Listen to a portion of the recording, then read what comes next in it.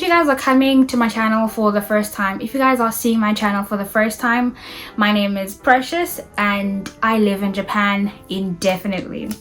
So guys, today will be a part 2, okay, part 2 of the JET program, like explanations and the process and anything that I feel like people may need clarity on, because I'm getting so many DMs of people just asking me, and that's why I'm kind of making these videos so that I can give people more clarity. But please, if you are still uncertain, if you need just some like a little push, if you need some encouragement, if you need some, I don't know, like checking, editing and stuff like that, please do give me a message on my DMs. My Instagram is down below.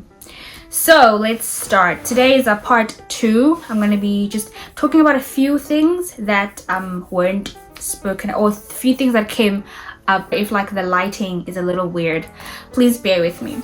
So if I look down, it's because I have my computer here for notes. I'm making this video specifically for people who want to move to Japan either through the JET program. Firstly, obviously that's like the most important like aspect of this video, but also it could be relatable to other people who are like moving to Japan in the near future. JET program applicants, especially for 2022, right, because you guys have to send in your applications on the 29th, I think. So you guys have around 20 days. So I really hope that this video is not too late to help some people out. I'm so sorry if this is like too late or anything like that. But like I said, if you have any questions, please DM me and then we can just like figure it out together. So all right, let's go.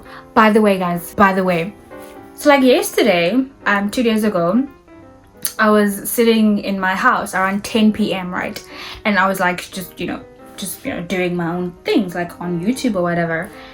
And then my house just was like, my house just started shaking.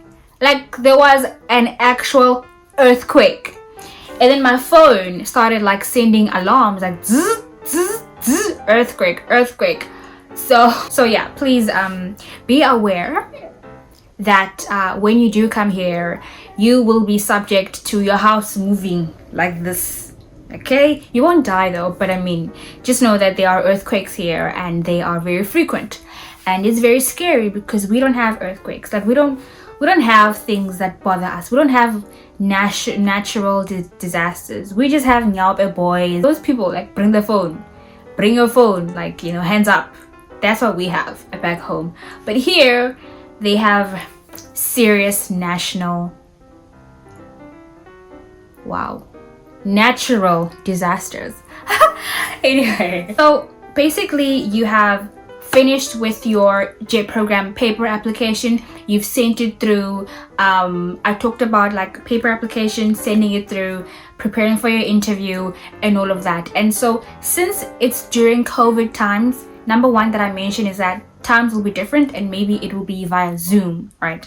So guys, by the way, I got a question that said how do I choose prefectures? How do I know where to live? Okay, and one thing that really came up, actually I thought it was important, is that if you know that you have any medical conditions, if you know you're suffering from something that will need help regularly, your best bet is Tokyo, because there's a lot more people, so there's a lot more like variety in terms of doctors. Secondly, it's the language aspect.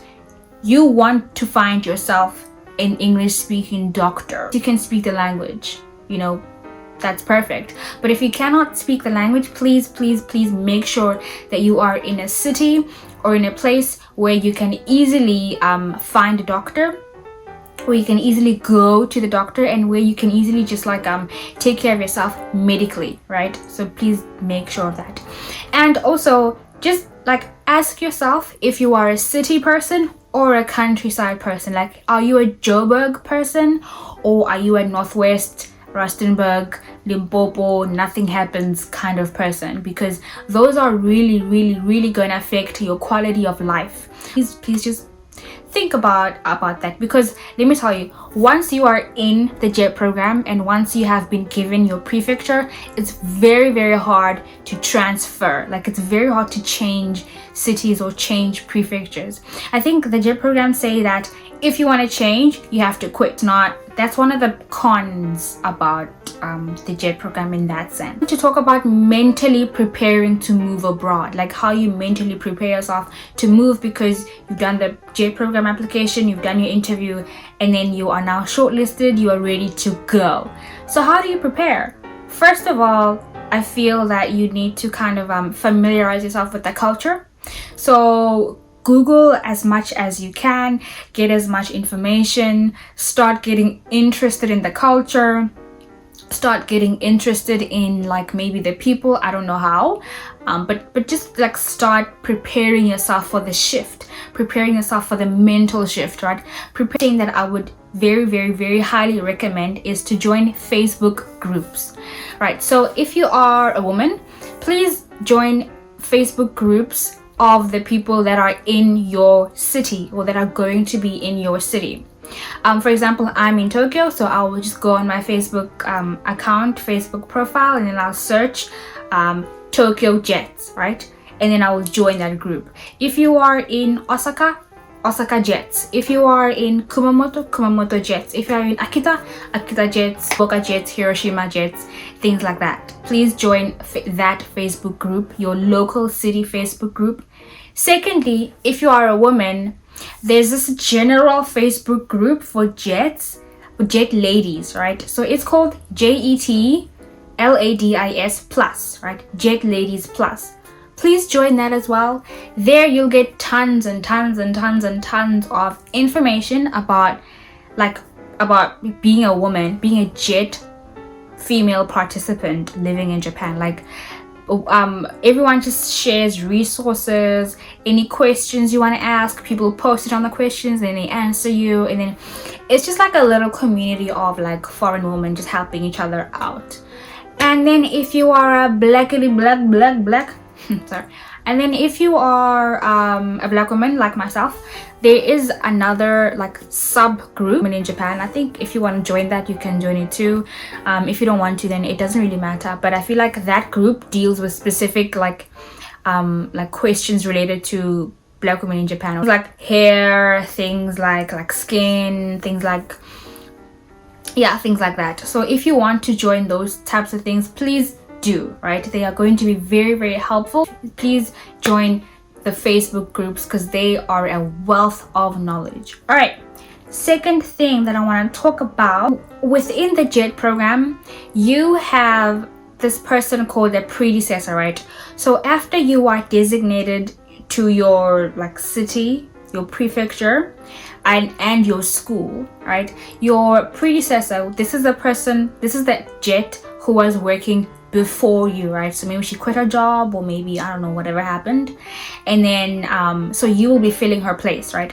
So this person has to get in contact with you, and they'll basically tell you everything about the school, everything about the city. So they will tell you what you need to know about like the school, the city, your apartment. Maybe you may even stay in your predecessor's apartment, or maybe they may give you like parts of their furniture. So it's kind of a bit nice and kind of easier and much more helpful in that sense, where like your predecessor can like give you things, you know.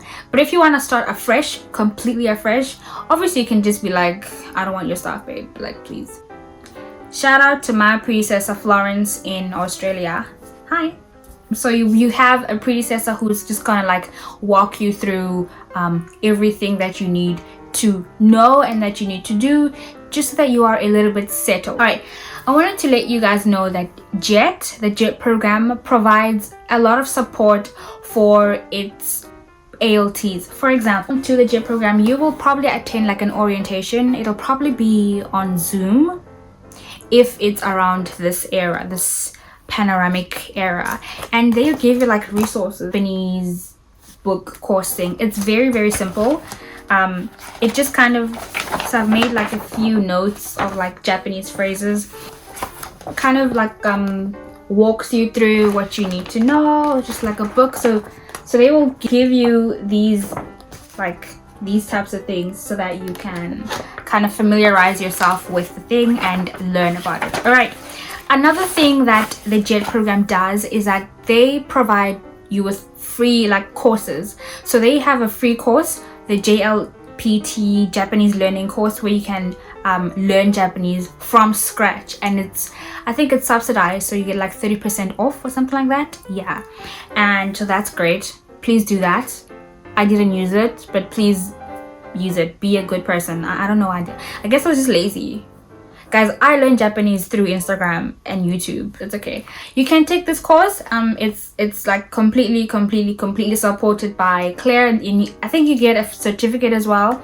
So I guess it's good for your career after JET if you know some Japanese as well. Guys, so let me tell you about the pros and cons from my perspective. Okay, the pros of maybe traveling, really, or actually a pros of moving to a new country, especially Japan, is that it's very different from South Africa, right? So but some little nuances in cultural are a little bit similar, but it's very different from being a tourist versus living within a culture, within the people.